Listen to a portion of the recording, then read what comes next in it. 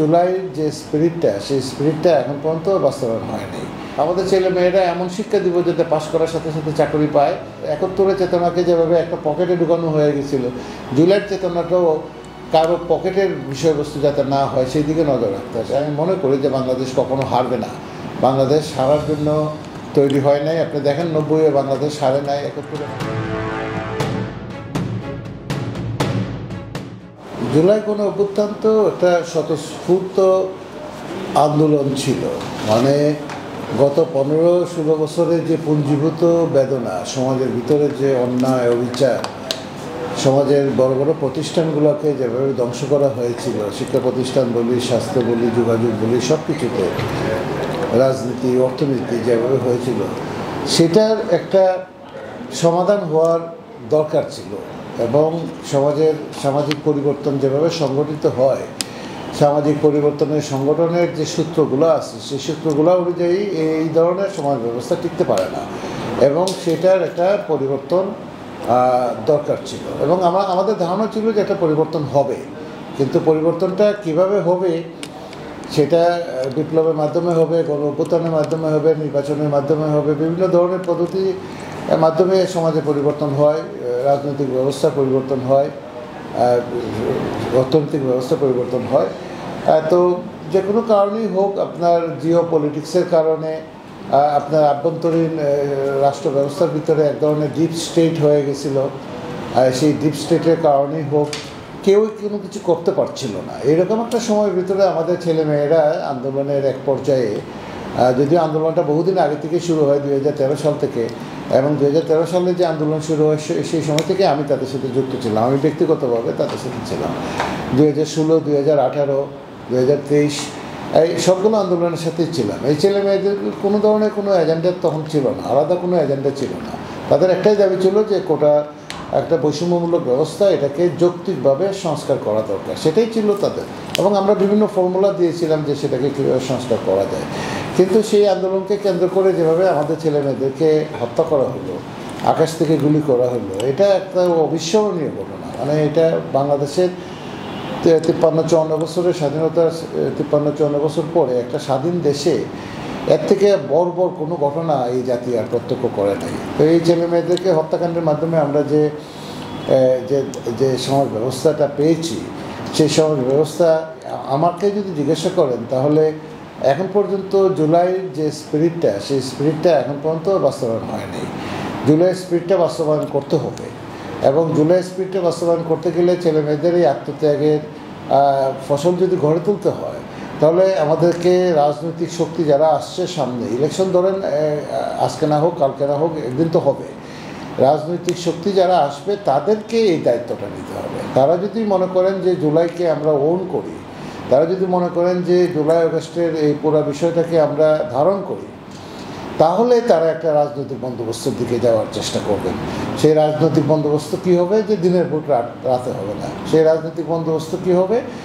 অবাধ নির্বাচন হবে, সবাই ইলেকশন করতে পারবে, জনগণ যাকে ভোট দেয় সেখানে নির্বাচিত হয়ে আসবে। নতুন বন্দোবস্ত কি? ব্যাংকগুলো লুট করা হবে না, ব্যাংক লুট বন্ধ হবে। নতুন বন্দোবস্ত কি? নতুন বন্দোবস্ত হইলে এমপিদেরকে কেনা যাবে না। নতুন বন্দোবস্ত কি?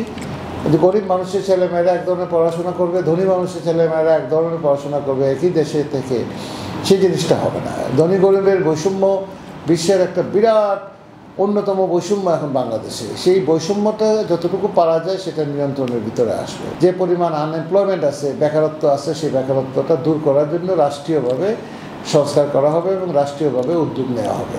নতুন বন্দোবস্তটা কি? নতুন বন্দোবস্তটা হলো আমাদের এখানে সাস্টেনেবল ডেভেলপমেন্ট গোল, উন্নয়ন গোল যেটা আছে, সেই গোল থেকে আমরা অনেক পিছিয়ে পড়েছি এবং সেই গোল আমরা অর্জন করতে পারছি না। এটা চোখের সামনে দেখা যাচ্ছে আমরা এসডিজি অর্জন করতে পারছি না।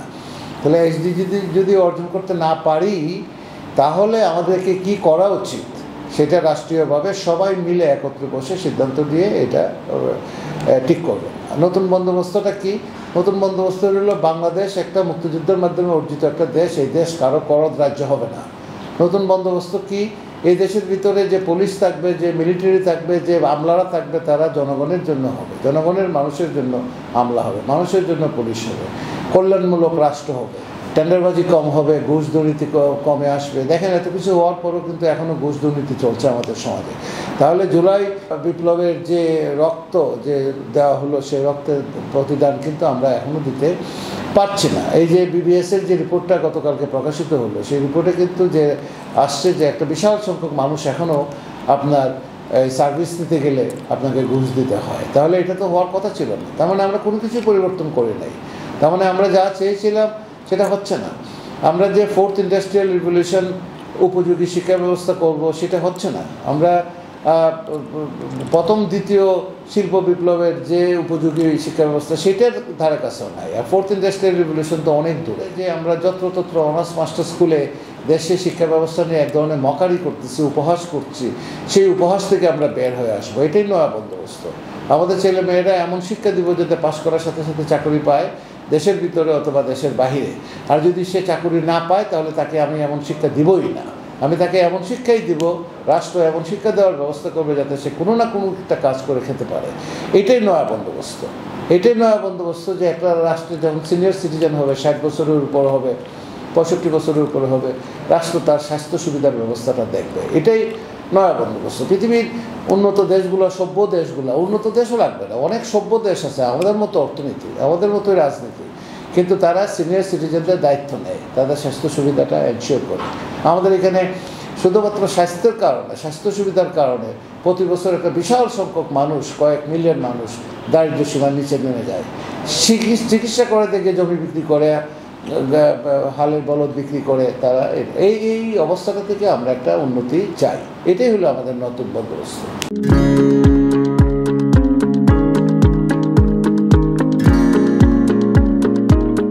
জুলাইয়ের সময় যে ঐক্যটা দেখা গিয়েছিল, সেটা অনেকটা আপনার এক ধরনের সলিডারিটি দেখা গিয়েছিল।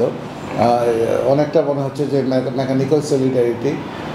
এখন এটাকে আমরা সমাজের ভিতরে বিভিন্ন বিরাজমান বিভিন্ন ধরনের দ্বান্দ্বিক গ্রুপ রয়েছে, এবং অনেক দিন পর্যন্ত তারা কথা বলতে পারে নাই, অনেক দিন পর্যন্ত তারা হয়রানির শিকার হয়েছে। হঠাৎ করে স্বাধীনতা পাওয়ার পরে তারা একসাথে দেখা গেল যে তাদের নিজেদের অবস্থানটা ধরে রাখতে পারে না। এক গ্রুপ আরেক গ্রুপের এগেনস্টে কথা বলা শুরু করেছে।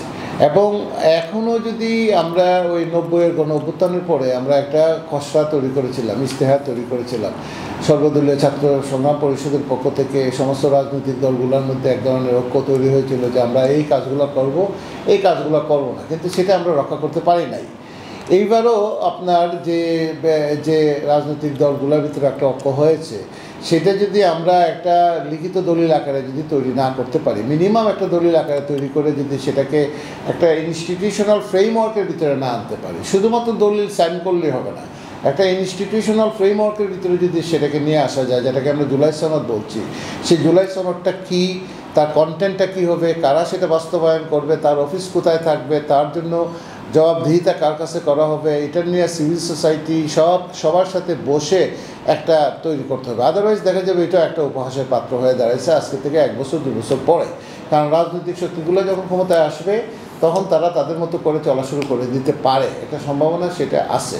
কিন্তু এই রাজনৈতিক শক্তিগুলাই যারা এখন আছে আমাদের সমাজের ভিতরে, এই রাজনৈতিক শক্তিগুলাই সমাজের জন্য ভালো কাজ করতে পারে যদি তাদেরকে বাইন্ডিংসের ভিতরে আনা যায়, তাদেরকে যদি জুলাই সনদের পার্ট হিসেবে তৈরি করা যায়, যে আপনিও you are a part of this সনদ, এবং এটা যদি করা যায় তাহলে এটা করা যাবে। এবং আমার মনে হয় যে এখন যে আমরা বিভেদগুলো দেখছি, এগুলা সাময়িক অনেকটা, আস্তে আস্তে এই সাময়িক বিভেদটা আমি করে আস্তে আস্তে যত নির্বাচনের সময় গড়িয়ে আসবে, নির্বাচনের সময় গড়িয়ে আসলে পরে প্রত্যেকটা রাজনৈতিক দল তার নিজের এজেন্ডা নিয়ে মাঠে নামবে, তার নিজের এজেন্ডা নিয়ে জনগণের কাছে যাবে, এবং একটা সময় বাংলাদেশ, আমি মনে করি যে বাংলাদেশ কখনো হারবে না। বাংলাদেশ হারার জন্য তৈরি হয় নাই। আপনি দেখেন 90-এ বাংলাদেশ হারে নাই, 71-এ বাংলাদেশ হারে নাই, 2024-এর যে অর্জন, সেই অর্জনও বাংলাদেশ হারবে না। আগামী প্রজন্ম থেকে প্রজন্মের একদম আপনি দেখবেন যে তার একটা রেশ আপনার রয়ে যাচ্ছে। যেমন আমরা জাতীয় বিশ্ববিদ্যালয়ে আমরা এমন কিছু স্থায়ী কাজ করতে যাচ্ছি, যে কাজগুলো আগামী 100 বছর পর্যন্ত থাকবে বলে আমরা আশা করি। শহীদ মীর মুগ্ধ এবং শহীদ আবু সাঈদের নামে আমরা স্কলারশিপ চালু করতে যাচ্ছি আগামী জুলাই থেকে। আমরা কয়েক কোটি টাকা স্কলারশিপ দেবো সারা দেশের সমস্ত গরিব মেধাবী ছেলেমেয়েদেরকে নামে। আমরা দেশের বিভিন্ন স্থানে জাতীয় বিশ্ববিদ্যালয়ের বিভিন্ন স্থাপনা কলেজগুলোতে অডিটোরিয়ামে শহীদদের নামে দেওয়ার জন্য আমরা আহ্বান জানাচ্ছি, এবং অনেক জায়গাতে হয়ে গেছে এবং বাকি তো আরও হবে।